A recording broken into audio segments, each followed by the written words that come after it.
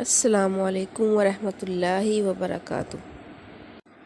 رب اشرح لی صدری ویسر لی امری واحلل عقدۃ من لسانی یفقہوا قولی۔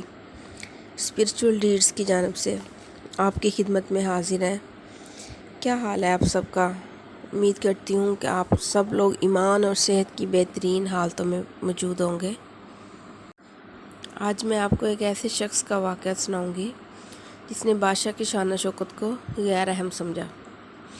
امام ابو داؤد کی کتاب میں حدیث نمبر 6 میں بیان ہوا ہے کہ ایک دن بنی اسرائیل کا بادشاہ اپنی بڑی شان و شوکت سے گھر سے نکلا۔ اس کے ساتھ اس کے وزیر تھے، اور آپ لوگوں نے دیکھا ہوگا کہ بادشاہ اور بادشاہ کی انٹری تو کیا ہی بات ہے، لوگ اسے دیکھنے لگ گئے باہر نکل کے۔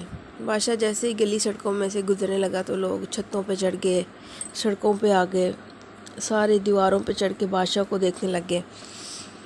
تو بادشاہ نے دیکھا کہ ایک شخص ہے، وہ جائے نماز بچھا کے بیٹھا ہوا ہے اور اس کا سر نیچے ہے، تو وہ بالکل بھی اس نے سر نہیں اٹھایا۔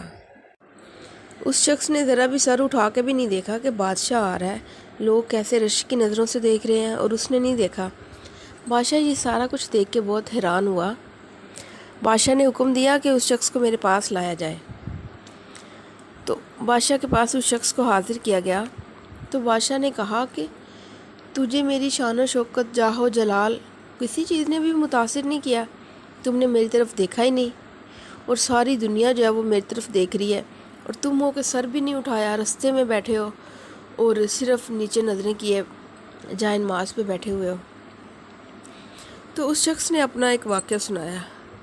اس نے کہا کہ پہلے میں بھی ایسا ہی تھا، میری بھی یہی کیفیت تھی، کسی بادشاہ کو دیکھنا، کسی اونچے عہدے والے کو دیکھنا اور پھر دیکھتے ہی جانا، اس طرح سے رشک بھری نظروں سے، کاش ہم بھی یہاں ہوتے، یہ جاہ و جلال ہمیں بھی نصیب ہوتا۔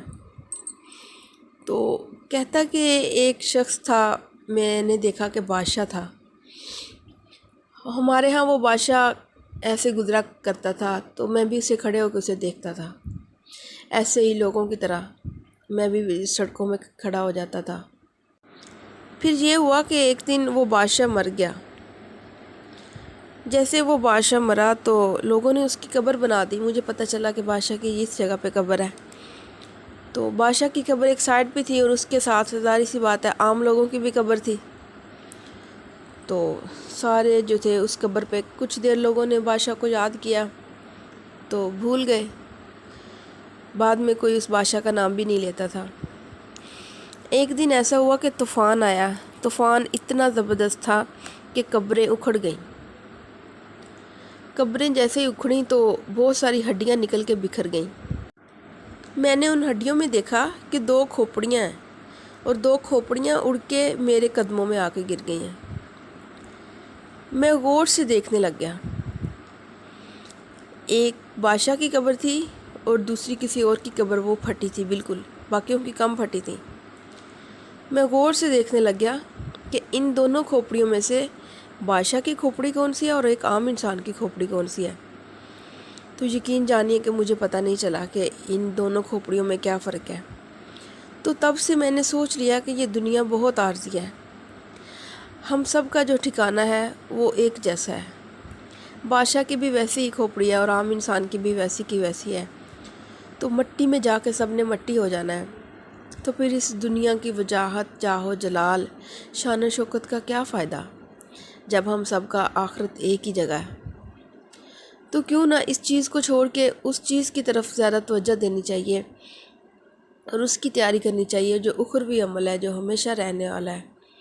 تو تب سے میں نے یہ سب کچھ چھوڑ کے اپنی عبادات کرنی شروع کر دی۔ تب میں نے اپنی عبادات کرنی شروع کر دی اور یہ سوچ لیا کہ اصل زندگی تو آخرت کی ہی زندگی ہے۔ تو یہ سن کے بادشاہ بھی بہت حیران ہوا، اور بادشاہ نے بھی یہ جان لیا کہ واقعی اصل چیز جو ہے وہ آخرت کی زندگی ہے۔